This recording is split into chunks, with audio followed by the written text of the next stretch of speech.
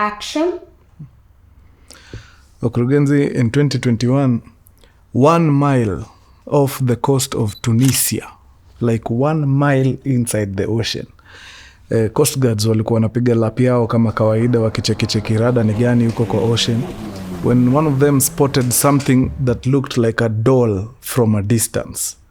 So of course, thinking it was something plastic, wakaambiana ni aje, kuna debris ni kama imefika hii side, tuende hivyo tuiokote tuitoe kwa maji. Hizi ndio vitu zinaua dolphins na masamaki huku. So wakafinya jet ski yao teketeke, wakaenda mpaka mali that plastic thing ilikuwa maze. And on getting there, they discover that he plastic thing was not just debris from somewhere. It was a rubber ring that children use as floaters wakati wako kwa maji. And on top of that rubber ring was a 1-year-old girl. Ame hang on to kwa hiyo rubber, ame float, ameenda adrift for a whole mile. So of course mazee wakachukua msichana wakamweka kwa jet ski yao na hiyo rubber ring, wakakimbia nayo teketeke mpaka kwa back to the shores. Later the baby and the parents were reunited. Turns out the parents walikuwa distracted for some time, then kukakuwa tuna this strong gush of wind ikasukuma mtoi mazee inside the ocean until she was found 1 kilometer deep. Usually mazee vitu kaizi zikihappen na kukuwa kuna mtu karibu, very high chances huo mtoi angewaipatikana ever, sababu the ocean is just too vast, it's endless. So hiyo ilikuwa ni bahati. Haya guys, tuende kazi.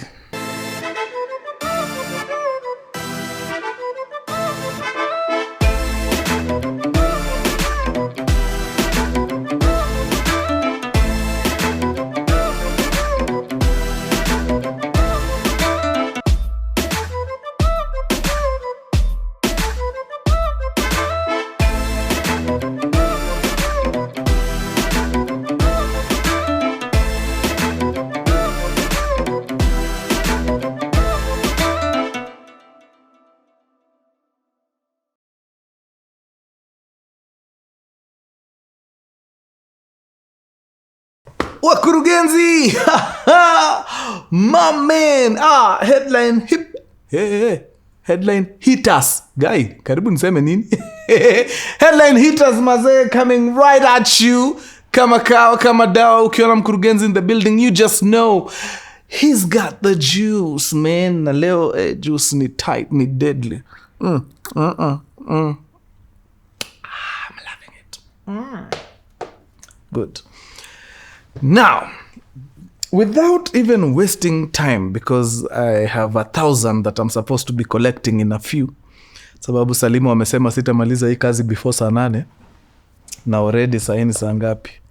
It's 2 minutes to midday. Oh, you are losing terribly, Salimu.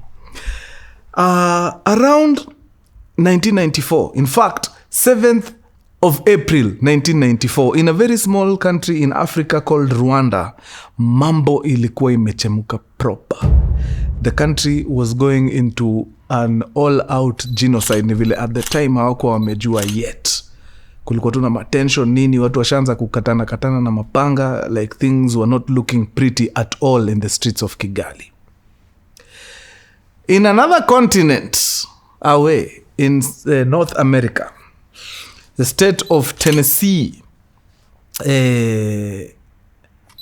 Memphis, Tennessee. Kwa airport pale kuna ndege ya kampuni ambayo inaitwa Federal Express, aka FedEx Flight 705. Things are very calm pale. Unlike Rwanda, huko mambo imetulia, mambo iko sawa. It's a beautiful day, quite sunny, perfect weather for flying. Federal Express mazee, wenye mumeisikia FedEx waga ni, it's a courier company na every day they transport millions and millions of parcels. It's a very big company mazee. So it goes without saying, designs zao za transportation zime-evolve ni deadly. Sahi wako na their own fleet of aircrafts. Kila kitu, you name it, they have it with regards to transport. So kwa hii airport in Memphis, Tennessee, kuna hii flight yao pale, it's a relatively new McDonnell Douglas DC-10, a very sophisticated aircraft. Iko pale kwa hanga inangoja kuanza safari. Already ishapakiwa millions of kgs of electronics, zinafaa zitolewe Memphis, Tennessee all the way to San Jose, California. Pale cargo aircrafts waga zihitaji watu wengi sana. You only need like three crew members for you to take care of business there. So pale tuko na captain hatari sana, anajita Captain Sanders, former Navy pilot. So ni jamaa ako sawa, kona tajriba ya kutosha, bonge la experience. Yeye ndiye ako pale on the left seat as the flight captain. Msaidizi wake pale ni First Officer Taka, also with military experience, former flight Navy pilot. Ako sawa sana, has been with FedEx for a little under 10 years. Yeah, but very talented, brilliant. So apart from the two pilots, the aircraft also had an engineer. And this day, the engineer on board ilikuwa mzee mzima, engineer Peterson. Alikuwa amepiga karibu 5 years na FedEx. Very talented, jamaa alikuwa sawa kabisa. So kila kitu imepangwa sawa. The guys are supposed to get on board na teke washike safari from Memphis, Tennessee all the way to San Jose, California. Safari haifai kuchukua long sana, maybe 3-4 hours at most. But as wameingia pale kwa ndege, wana discover, wait a minute, there's someone else already ashakaa pale kwa ile kiti ya jump seat. So apart from there 3 seats inside the cockpit, right outside the cockpit kuna jump seat hapo. Just in case kuna mtu anadai kuhitch ride now, anaweza kaa hapo atulie. Na hiyo ilikuwa ni kitu ya kawaida sana for FedEx employees, kupata msee mmoja mwenye anataka kudandia ride kwa one of their aircraft. As long as wewe ni crew pale na unataka kukimbia state fulani mbio nini, kuna kakiti hapo unaweza tulia, upewe rao mpaka mali unaenda. So as the captains wanaingia, wanapata another engineer pale, engineer Callaway ako pale ametulia, black American guy, traveling very light, ana kitu. In fact the only thing ako nayo ni it's a guitar case. Hii case watu wanabebaga nayo guitar. So captains wanaingia, wanamsalimia teke nini. Then the flight engineer mwenye anafaa kwa ndege, engineer Peterson, pia anaingia, anapata engineer Callaway hapo, anashindwa, wait a minute, inaweza kuwa kuna blanda hapa, juu nimeasainiwa hii ndege, mimi ndio nafaa kuwa naenda na hii. Pia wewe umekuwa sign hapa. Callaway anawaambia no, wajani assign. Nataka kupiga rao, nataka kuomba lift mpaka California. So since nyinyi mnaenda huko, nikasema wacha tu nikamnibangaize hapa, tuende na nyinyi. Nikifika huko mimi niingie shughuli zangu, sababu as it is niko off, nisha exit flight hours zangu za mwezi. So yeah, siwezi kwa job. So niko na since niko break, wacha nipige lap huko. Sawa, it happens all the time. So there was really no cause for alarm. So kila mtu akaingia position yake, akakaa fiti. Engineer Peterson akakaa kwa kiti yake pale, but anaangalia panel yake hapa juu, ana discover, wait a minute, kuna switch fulani hapa ya fuse ya cockpit voice recorder ni kama imezimwa. Na hiyo ni noma sana. Mwezi endesha ndege kama cockpit voice recorder haifanyi kazi, sababu in case of anything, investigators hutumiaga hiyo cockpit voice recorder kusikiza ni nini mlikuwa mnaongea hapo kwa cockpit, ndio wajue shida inaweza kuwa nini. So engineer Peterson anaweka nini on pale, hiyo switch inakuwa mambo iko sawa. Anatoka kidogo tena aende sijui round gani ingine, anarudi. Akirudi anapata tena hiyo switch iko off. Anashindwa, hii kitu kwani ni faulty nini? Mbona inashinda ikiwaka inajizima na washa inajizima? So ideally angefaa call, ambie wase kwa ground ni aje, hii switch ni kama iko na ngori. But akaona no, I think it's too soon to tell, juu sijai kuwa na ngori before.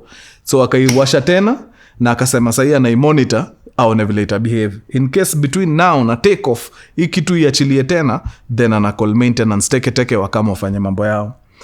So aka strap vizuri kwa kiti kila mtu, engineer Peterson pale, Captain Sanders pale on the left, hii kiti ya right hapa, First Officer Taka, kila mtu ako sawa. Huko nyuma za Callaway ni aje, mambo iko sawa, tunaweza changamka, tuchangamke.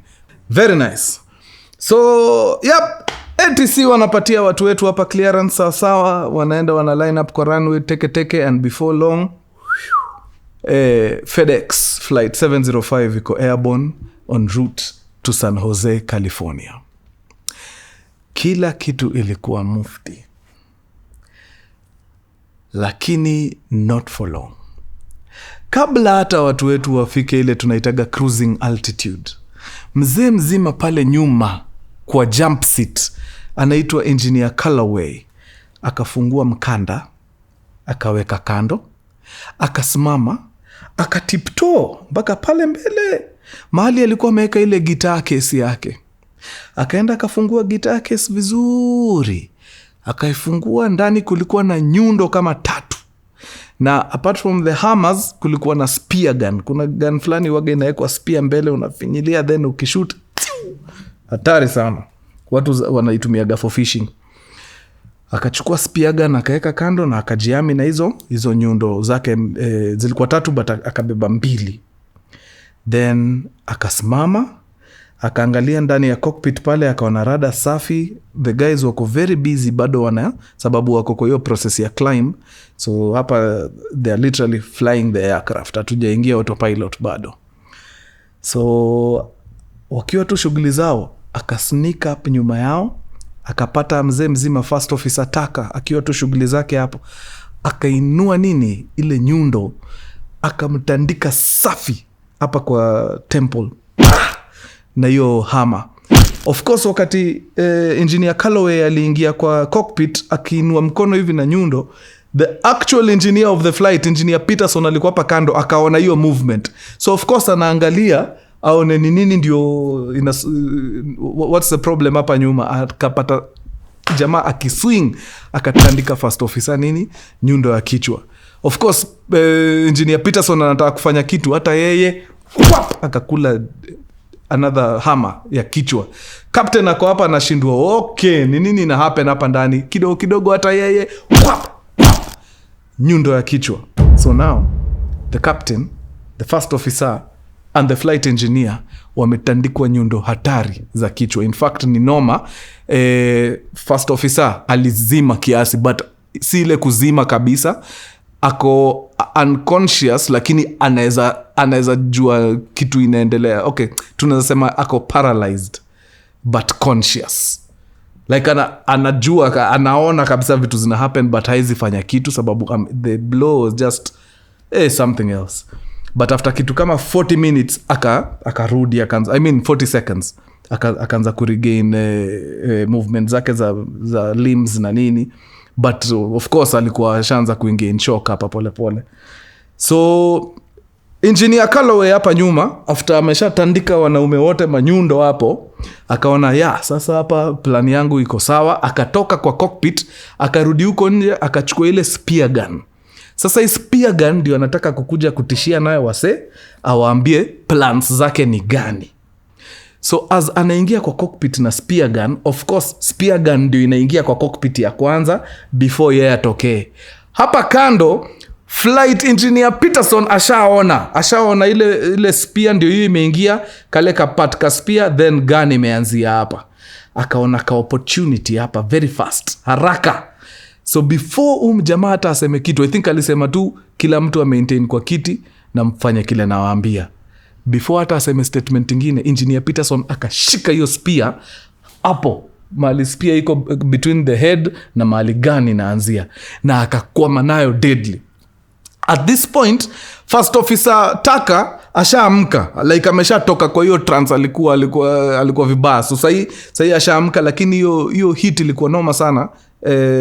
On the right side ika affect nini zake zote za left hand. So kila kitu anaweza fanya tu na mkono moja. So ashaamka, ashaona ni ngori. Hapa Engineer Peterson ashashika ile gun. So Calloway na Engineer Peterson, both engineers washaanza ni kama nikavita sasa. Captain pale mambo bado imemchemukia, hajaamka vizuri. So hapa tegemeo ni nani? Ni huyu first officer, sababu yeye ndio tayari ya korada anasikia kitu. So as hawa wawili ma engineers kuna purukushani. First officer Taka akaweka ndege into a climb, steep climb. Piga hapo madigrii kadhaa. So of course ndege ikipanda hivi na ipande na fujo, si nyinyi wote banarushwa huko nje. Uzuri engineer alikuwa shatoa seatbelt na kila kitu. So sasa vile ndege iliinuka juu, wakarushwa nje ya cockpit wote wawili. As wako huko hivyo nje wanapigana, Captain Sanders akajishtuka, akasikia okay, hapa mambo ni noma. Akatoa ship yake haraka, akaamka kufanya nini? Kwenda kusaidia engineer Peterson huko kupambana na engineer Calloway. So captain ametoka, engineer ametoka, wanapambana huko. Mwenye amebaki hapa kwa controls ni first officer mwenye amepoteza functions of his left side of the body, sababu alipigwa nyundo kichwa on the right side, hii side yote gone. First of all, sikujua hivyo ndio mwili operate. Apparently ukipata injury noma hapa side ya right, left side yako inaenda retire. So ashasukuma ndege steep climb, jamaa kwa huko nyuma wanapigana daily, sababu hiyo kitu imewatoa nje ya cockpit. Captain huko amewafuata, sasa wameenda wameshika ndume. Wanaume wawili wameshika jamaa, wanajaribu kungangana na yeye. Nimewambia nikianza first officer pia alikuwa Navy at some point. So akajiambia hapa wale wawili huko wakipambana, silaha zao ni mikono na hizo nyundo za ujamaa. Mimi silaha niko nayo hapa ni ndege as at now.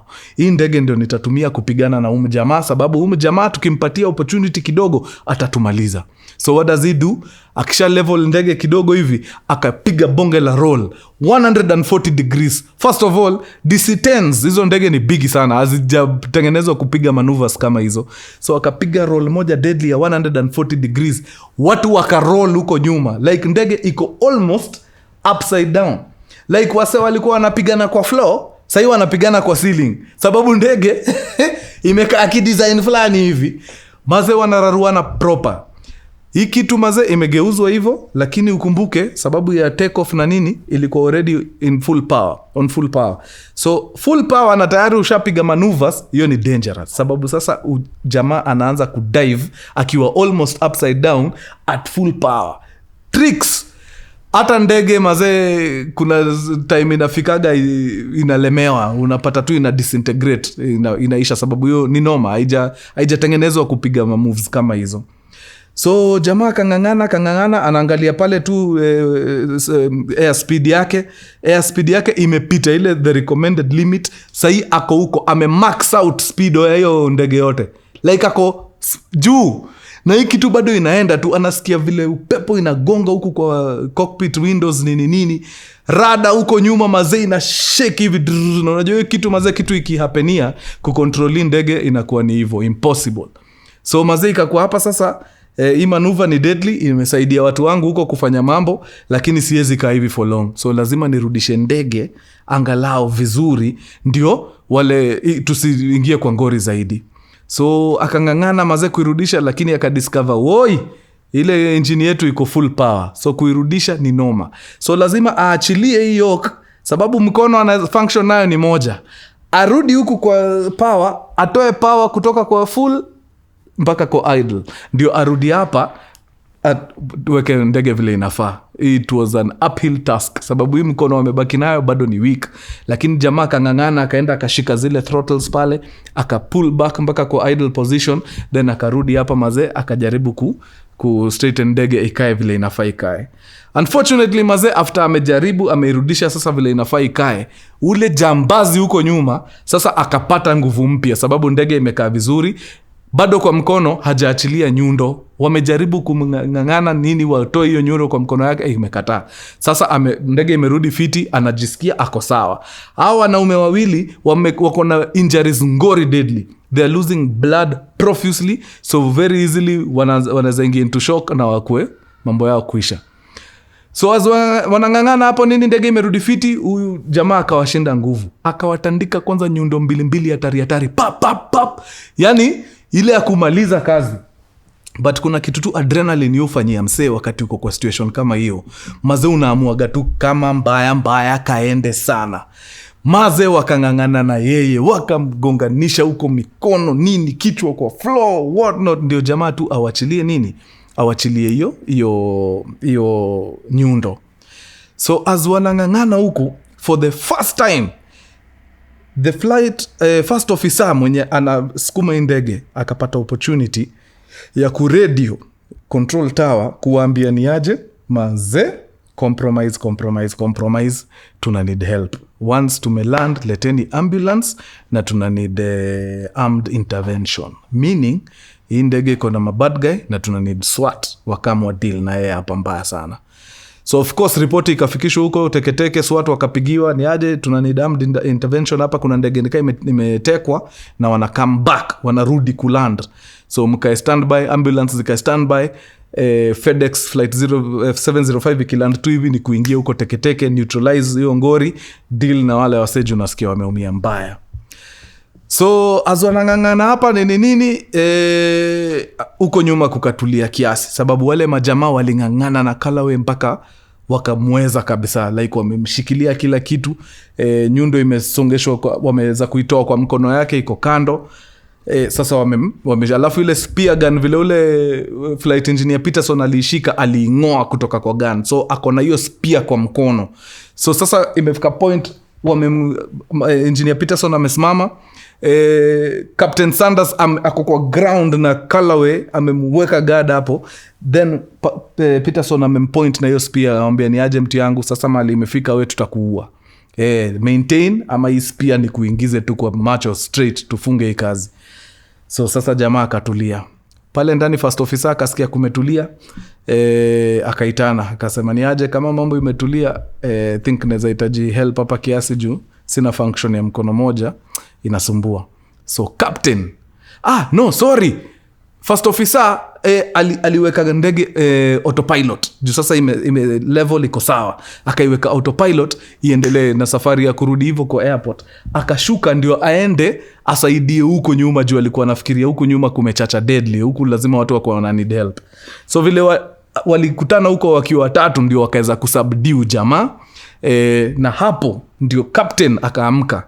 Captain akaenda kukalia ndege aendeshe, first officer na engineer wakabaki hapa kwa ground wameshikilia jamaa deadly. But kumbukeni first officer ako na ile injury, so mkono side moja, mwili side moja haifanyi, so ana nguvu sana. Ule mwingine mwenye ako hapo ni engineer, alikula pia yeye nyundo ya kichwa, pia mambo yake iko mbaya. Kuna hatari fulani iliguzwa, so ina bleed out deadly, in and out of consciousness hapa na pale. Hakuwa na ingia in and out of consciousness, but alikuwa mbakisha kidogo sana ingia into shock. So alikuwa ni kikosi Joy jajiweza sana. Callaway yako sawa, hajapata injury ngori sana, so bado ana nguvu deadly.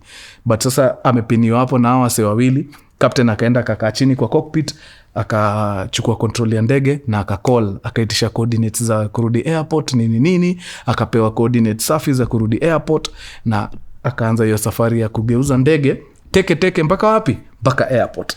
As anageuza ndege arudi airport, Callaway ni nani? Black American amekula ugali sawa, nguvu zikarudi. Sasa ameanza kuamka tena, analemea watu wawili mbaya. Maze anawatandika, akiwa hapo peke yake, anawapiga beating deadly. Anawauma, ameshika mpaka mjamaa hapo, I think flight attendant anataka kumdunga macho vidole, like it was very chaotic. So captain akiwa hapa ndani anajaribu kungangana, anasikia huko nyuma mazee vita inachacha deadly. So akapiga manuva zingine mazee ndio at least asaidia wase bana watauliwa. So ana roll ndege huko nini anairudisha, ana steep, anapiga climb hapo, ana dive ndio at least mazee wase wapate opportunity ya kutulia kidogo, as jamaa anazunguka all over the place juu hii activity ya ndege. So after some time mazee wakamshika fiti, jamaa akapata rungu hapo, hiyo nyundo, one of the guys I think ilikuwa hiyo ni first officer, akapata it was the engineer, akapata hiyo nyundo. First officer akamwambia mtu yangu jamaa atatumaliza jo, hiyo nyundo vile umeishika hivyo wewe usijali, wekelea mtu nyundo safi, mtandike proper. So mjamaa akainua nyundo akamtandika mbili safi, pa. Callaway at least akatulia. after a long time, after kuwa hemesha deadly. In fact, this is the second time, pole, kuna kitu niliruka. This is the second time colorway anatandikwa. Before kukuwe na hii exchange ya first officer kutoka kwa kiti yake, akuje ashikili hapa, pilot atoke hapa, akuje kwa kiti, ilibidi wametandika nyundo zingine 4 kwa kichwa. Pap, pap, pap, pap. But jamaa sijui ana nguvu gani. After ametandikwa nyundo 4, pilot ameenda ameketi kwa kiti. Hata dakika 5 waziishi, ameamka tena. Anafurusha hao makapten huko mbaya sana. But sasa hii ya pili mazee, I think ilimuweza kidesign. So mambo yake ikakuwa iko sawa, ako neutralized, lakini bado ako high. Ajadedi, anytime tu nguvu zikirudi ataamka.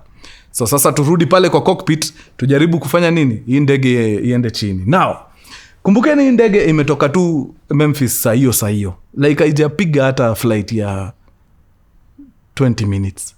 So inamaanisha hii ndege bado iko heavy, imejaa fuel kwa wings. Sababu imekuwa enough fuel ya kupiga hiyo safari ya 3-4 hours. I think in 3 hours mpaka San Jose, California. So coming back to land poses another challenge. Hii ndege ina land ikiwa heavy. Na ndege mazee kuna weight fulani haijadesigniwa kuland nayo. So kitu hiyo happen, mkijipata mna need kurudi, ni engineer pale kwa panel yake kuna buttons za kudump fuel. So anafaende aguze hizo mabuttons, dump fuel until hiyo ndege ikuwe na the required weight ya kuland. But engineer wa kudump fuel yuko. Mko na yeye. Ako huko, anakula manyundo huko na colorway. So ni noma, hapa captain lazima tu alandi ndege vile iko. Juu pia ni trick yezi toka kwa kiti yake aende dump fuel alafu arudi. Akamwa ni aje hii ndege tunaanguka nayo vile iko. So aka radio control tower akamwambia ni aje mazee, ngori zimetukumba hapa mjamaa, lakini yako under control.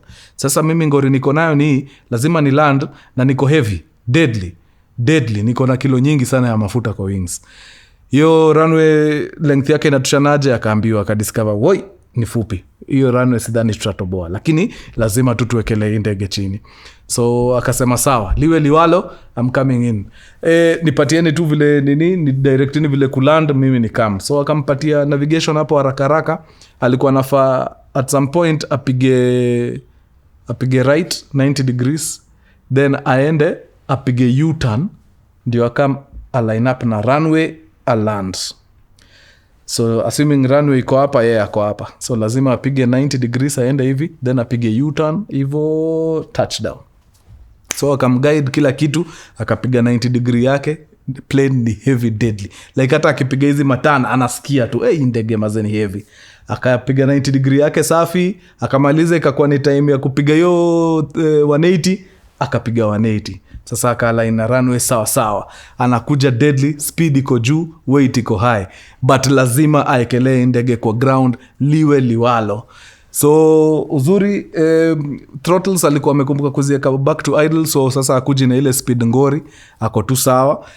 Teke akakuja pole. Ana feel yenyewe amekuja super fast, lakini lazima awekelee kitu kwa meza. Huko nyuma wase bado wamekwama na colorway chini deadly. Hakuna mtu anamwachilia juu anajua hapa mazee hii nini ya mwisho. Jamaa akiamka hapa atatumaliza. Jua sasa tunaenda kuland, na tukisha land anaingia kwa ngori deadly. So wamekwama na yeye mbaya deadly. Hata huo engineer mwenye amepoteza in and out of consciousness ana try. So teke mazee, jamaa kakam akajipata juu ya runway vizuri, akadrop na akaiekelea chini, smooth like butter. Then of course kapiga thrust reversal hapo kujaribu kupunguza speed hapo mazee, ndio isi overshoot runway. Na lo and behold, miracle ikakuja ikapiga bonge la stop 300 meters towards the end of the runway. After mazee imesimama, hakuna kupoteza wakati.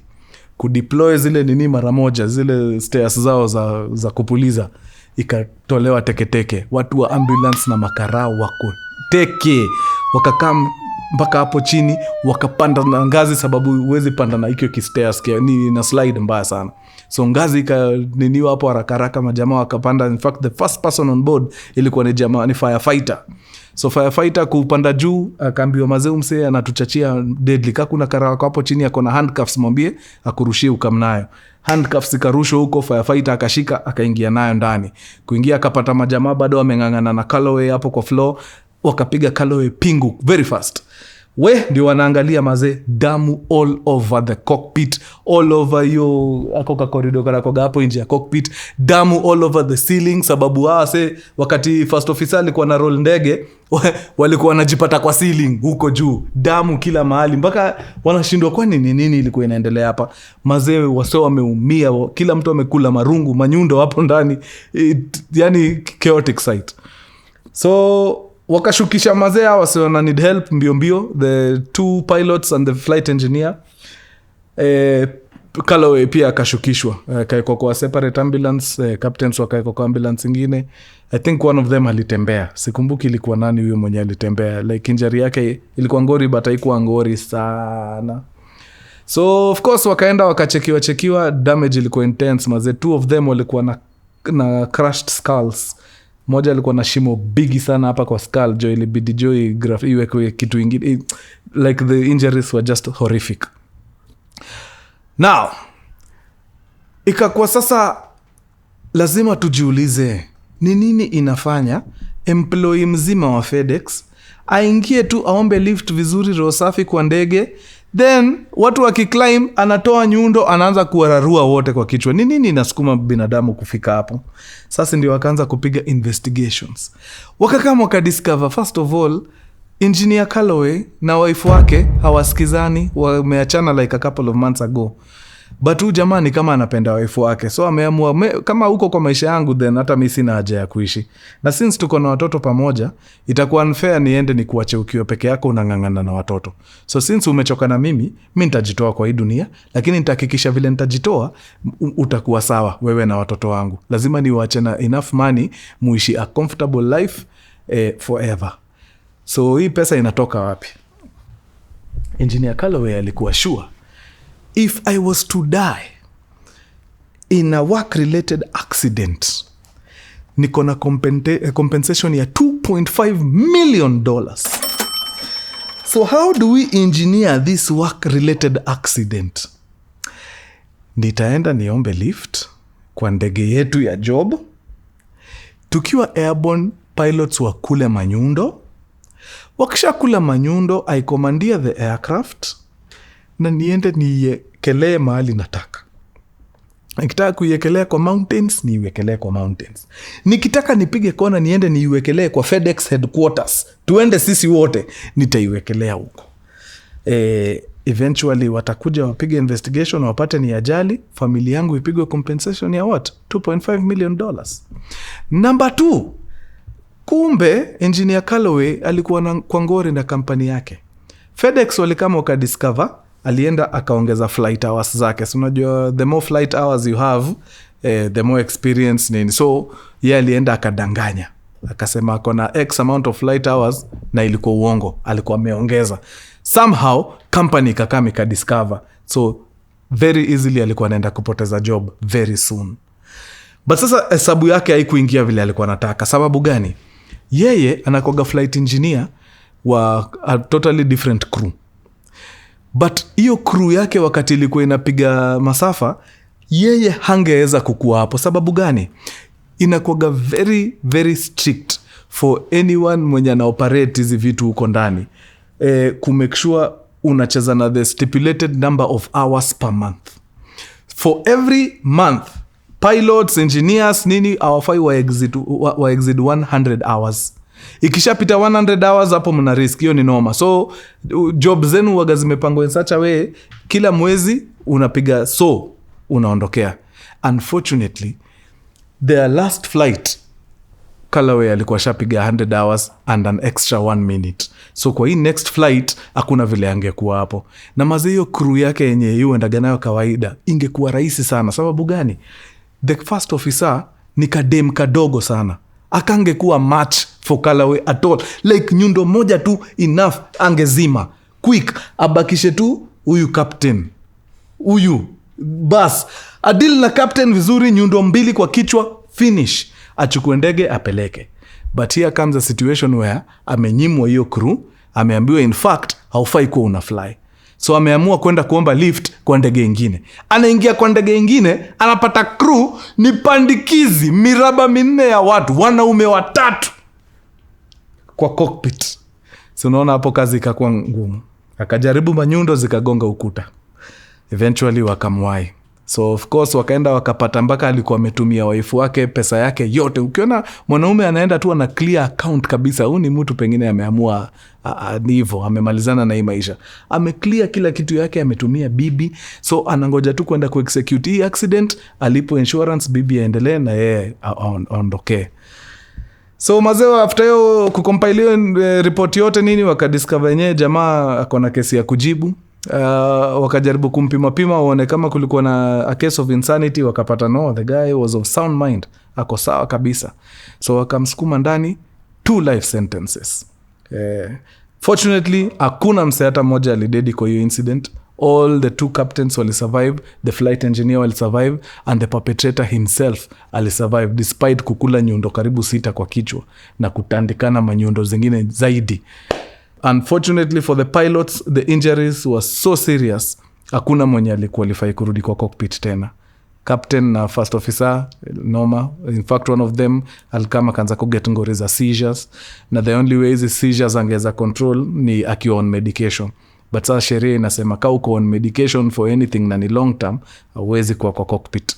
Hivyo ndio alipoteza kazi. Captain the same, engineer pia ni noma. So wako nje lakini at least wako na lives zao. Bas, na hapo ndio tunafunga story ya bwana Aubrey Calloway ambaye anaserve life sentence. Sijui kama ako alive ama alidedi. Niambieni mkimpata hapo, mniambie kama yuko. Na tunafungia kazi hapo wadau. Imekuwa true sana. Ambieni kikosi tuna exist tuko kazi hapa Deadly sababu yao wakuje washuhudie kipindi wafurahi, au sio? Bas. Imekuwa true sana. Na watambua Deadly. Adios muchachos. Peace. Swada.